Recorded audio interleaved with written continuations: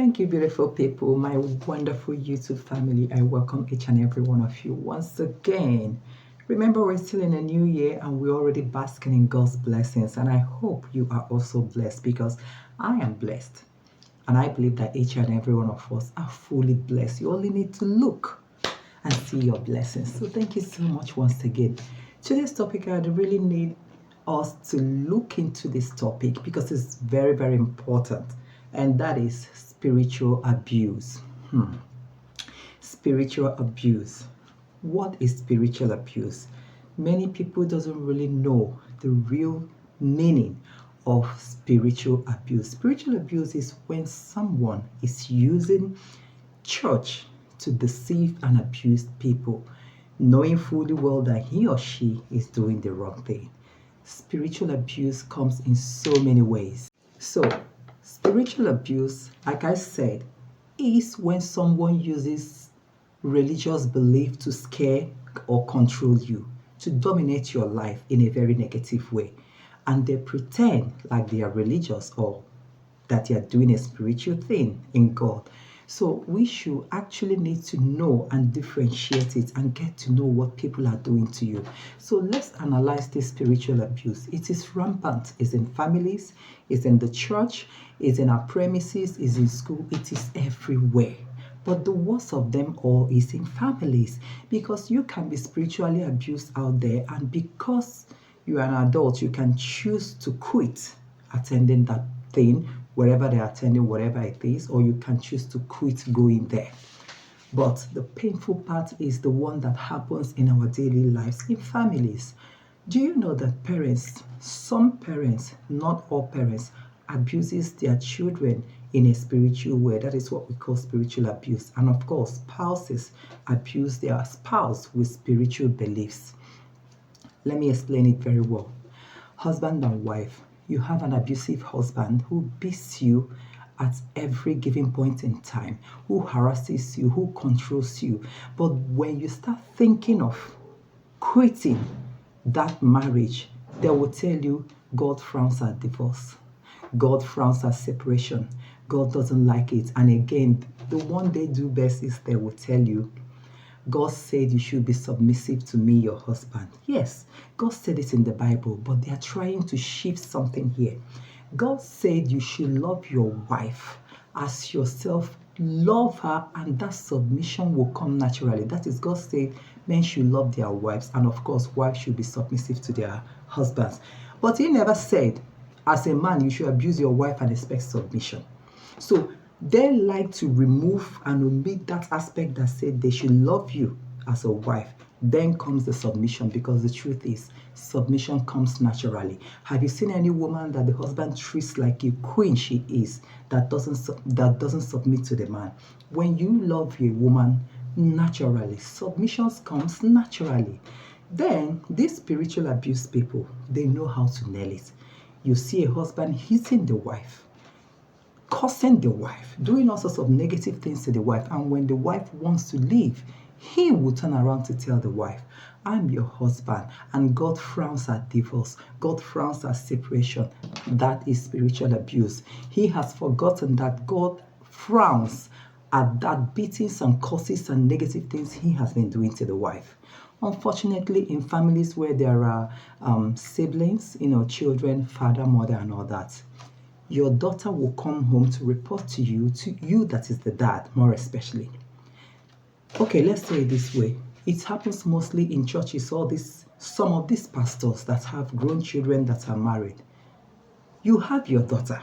Your daughter comes back home one day with bulgy eyes, dark marks, wipes all over her body, reporting to you, and not once, not twice, that the husband beats her every single day, that he beats her mercilessly, and you are looking at the marks all over her body. Then as the dad, because you are a pastor in a church, you tell your daughter, go back to your husband, respect your husband, he is the head of the family, God frowns at divorce. What are you doing to that your daughter? You are abusing her. You are using spiritual abuse to abuse your daughter, confusing her brain. Because you are the pastor and you wouldn't want maybe people to start hearing the news that your daughter divorced, now you have forgotten that God never said that a man should hit the wife. He never said that. God never supported anyone hitting anyone. So why would somebody be abusing your daughter negatively and you are all after your name and your position in the church? You are spiritually abusing your child. You are spiritually abusing that one and you are damaging that one. That is why majority of the time you see rebels. Your daughter, your children will decide to rebel against you because it is too much. For those of them who understand sometime, that is not what their Bible said. So spiritual abuse is rampant in families. Spiritual abuse is rampant in the church. Spiritual abuse is rampant everywhere. Or you have a pastor who is pastoring and you are doing all sorts of dirty things to some of your congregations that came to you in private for one help or the other. Then if they threaten to leave, you use the spiritual abuse to hold them down by telling them, if you do this, you will die because God said he's going to kill you if you do this. You are using spiritual abuse on them, which is very bad. So if you're watching me, you do not understand what is spiritual abuse, this is exactly what it is. You can be hitting someone and you are telling them God frowns at divorce or separation. Your child cannot run back to you for you to save the child and you are telling the child, go back and die there is an honor in the name of the child is married and in the name of you're a pastor or in the name of you're a Christian.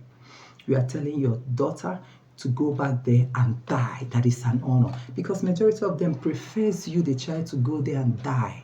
So that when they are asked, they will say, she died in her husband's place. And to them, it's like an honor, which is a terrible thing to do. Instead of you to save a soul. Because if that person loses their lives, you are the one that took their life. You are the one that killed them. And you are answerable to God. Because you saw something happening, you should have stopped on time. But instead, you are telling them, go back, God frowns at it. God never said you should kill anybody. God never said you should allow somebody who is in distress to die in that distress. God said we should come to our aid and save a soul. So why are you using spiritual abuse on your children, using spiritual abuse on your wife? Then there are some wives as well that use spiritual abuse on their husband, but majority is always the women. So stop using spiritual abuse on anyone. God frowns at it because we all know what is good and what is bad. So we should curtail on that bad side and live an upright life. So if you see something that is negative, do not keep your mouth shut. Don't say because they are married, even if the husband is killing her, let him kill her because God said we should submissive. No, God will punish you for saying that and not reporting or not doing anything. So we should stop. And some people that call themselves pastors, some of them are using the same spiritual abuse on people. It is very wrong. So in case you are one of the people that have done that before, or it hasn't happened to you, but you are listening right now, be aware. Be aware. Do not allow anyone to do that. That is why it's always best to know God on your own. Worship him on your own. Because when you have a personal relationship with him, you are at peace. Happier than when someone is controlling your life. Because when they are controlling your life, they are going to be using this spiritual abuse on you. For those ones that are not true to themselves, there are ones that are not true to themselves. So you know what I'm talking about. So discover God personally and have a personal relationship with God, because when you do, no one can control your life anymore. No human being can control your life by using a spiritual abuse on you, because when they try that, you will tell them the way it should be, not how they want it to be. God did not create us for anybody to come and take anybody's life. When you hear that somebody is divorced, you are talking trash, that person is divorced. Who are you to judge? These are the people that has already known that it is never God's intention for them to go in there and die. When something is not working out, it is best you walk out of it with your life intact than remaining there, dying, or even turn around to kill your abuser. Because even if you kill your abuser, you are still wrong. So the best thing for you is to walk out on time while you still can, while you are still breathing. So when you see anyone that is divorced, do not be quick to judge. You don't know what happened to them. You don't know what happened to them. And for those people that are using spiritual abuse to taunt people's life, Please open your eyes and beware. Be aware. A personal relationship with God is all that matters, and is all it takes for you to know where to put your head, where to move, and for you to know right and wrong, and for no one to control you anymore. All you owe people is respect while they respect you back. But do not allow anyone, not even your dad, not even your mom, to spiritually abuse you. That is why it's best, if you know you don't have a personal relationship with God, start now. Develop your own. Get to know God by yourself. Know the teachings of God. Read your Bible very well. There is nowhere in the Bible God stated that we should remain in the hands of an abuser in the name of a husband to take our life. That is an honor. It is never stated anywhere in the Bible. As a matter of fact, God frowns at that abuser. So please be aware. Anything you are aware of, no one can control you. No one can push you into believing that which is wrong, manipulating your brain and making you to see right where wrong is. So please be aware. Get to know God personally. It will save you a whole lot. Thank you so much, guys. This is all I have to teach us today. And I hope you've learned something from this. Please get to know God personally and serve Him personally. You will be happier.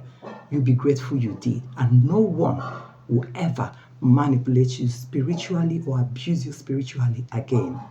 So God bless you all until I bring you another video. Bye.